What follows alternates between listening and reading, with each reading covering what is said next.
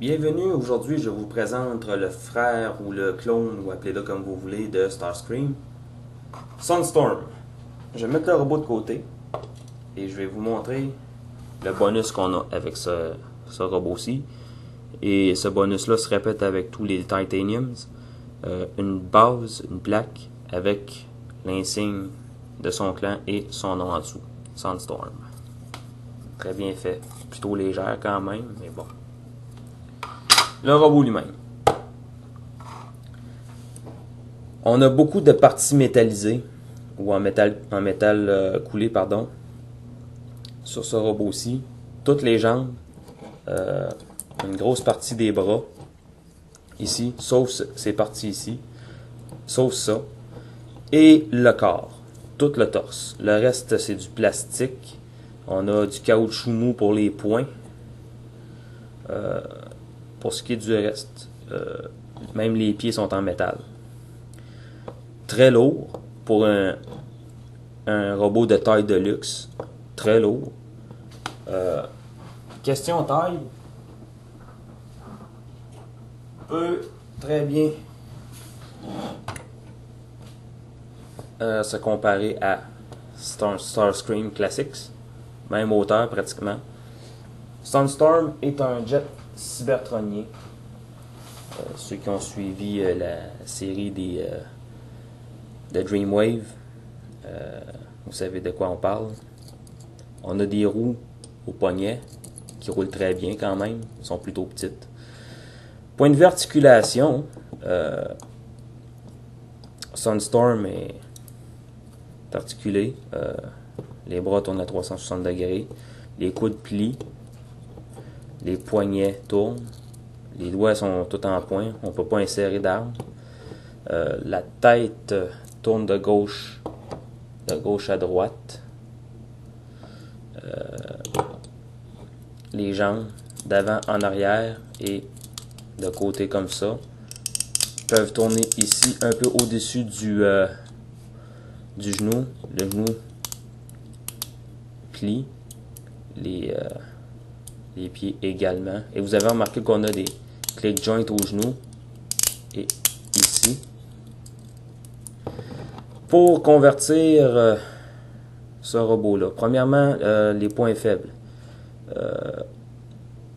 Les points faibles, étant donné que c'est du métal moulé, on a des parties de peinture qui ont tendance à se décoller. Je vais vous montrer. Bon, vous voyez où ce que c'est gris, c'est pas censé être gris, c'est supposé d'être jaune. Ça fait que c'est des appliques de peinture et ça finit par s'user. On n'a pas d'articulation au torse, dommage. Ça, c'est ses points faibles.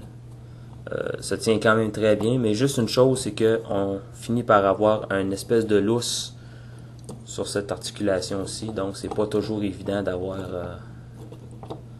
une pose correcte. Pour convertir ce robot-là, on va commencer par replier les bras à l'intérieur, les avant-bras plutôt à l'intérieur des bras, comme ça, avec les poings tournés ainsi vers l'intérieur. Les poings sont en caoutchouc mou, donc c'est pas toujours évident de les tourner, étant donné que ça c'est en plastique rigide. Ensuite,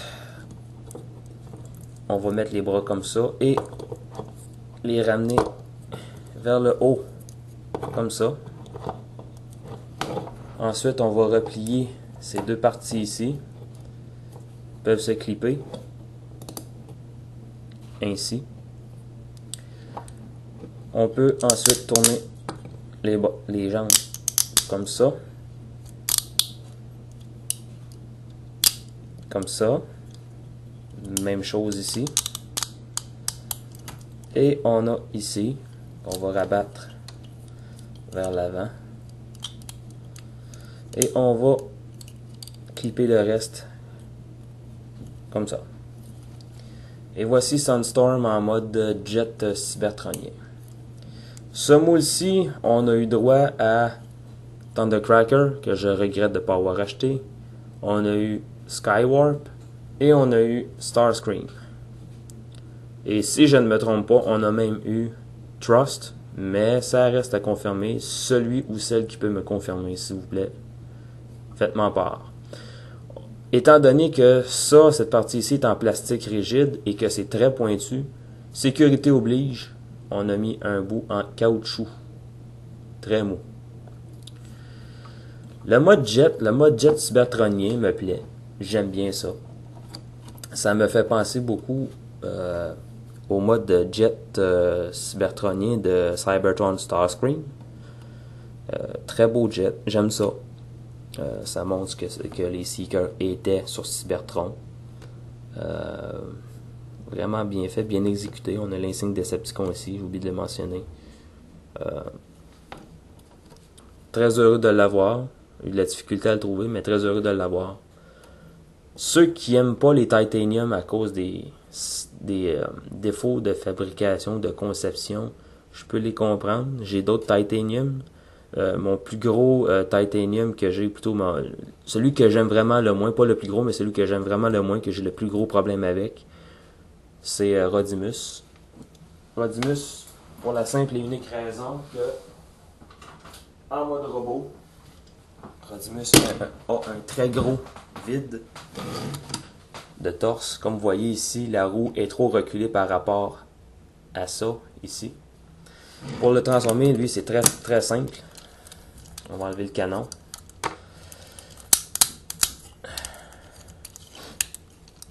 Un petit bonus parce que j'étais pas censé faire celui-ci, mais bon, c'est un petit bonus.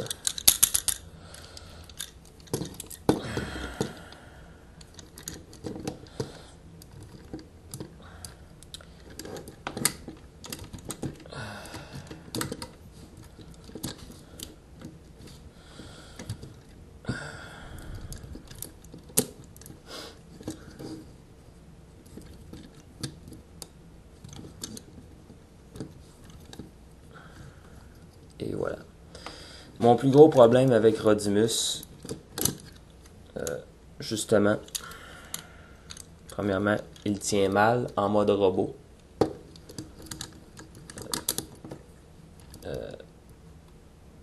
Là, de face comme ça, il a l'air beau, il a l'air bien. Oui, je le reconnais, mais quand on le regarde de côté, c'est là que ça se gâte. Parce que vous voyez ici, on a un grand trou, on a un grand vide. Le corps est trop avancé, a tendance à faire pencher le robot vers l'avant. C'est un gros problème avec les Titanium. Pourtant, c'est pas le cas avec The Fallen, pourtant, mais bon. Pour éviter certains petits problèmes, moi j'ai penché mon robot comme ça pour qu'il tienne mieux, que ça ait l'air un peu plus beau, mais on a toujours l'impression qu'il se prépare à recevoir un bon grand coup de pied au cul. Ce qu'il mérite après avoir causé la mort d'Optimus Prime, le petit crétin. Mais bon. On va passer par-dessus. Lui aussi, il fait de parties métalliques. Les bras ici. La poitrine. Une bonne partie du dos. Ici. Les jambes. Des grosses pièces de métal. La fourche. Bon. Les pneus sont pas en caoutchouc. Lui, je vous le conseille pas. Sauf si vous êtes un inconditionnel de Rodimus Prime. Mais je vous le conseille pas. On a eu la compagnie qui a fait ça a eu le front de nous pondre un Menasor avec ce moule-ci. Je sais pas à quoi est-ce qu'ils ont pensé. Mais bon. Mettons-le de côté. Sunstorm. Mode jet. Gros problème. C'est le creux ici. Le vide. On voit la tête. On n'a rien ici pour dissimuler. C'est le gros problème. Qu'on voit les bras et les poings, on aurait pu passer, mais ça ici c'est impardonnable. Le mode jet, un gros 6. Le mode robot, un 8. En espérant que ça vous ait plu, et en espérant que je vous ai pas démoralisé avec Rodimus, sur qui on va se quitter. Je vous souhaite une bonne journée. Restez à l'écoute, on en a encore à voir. Bye bye.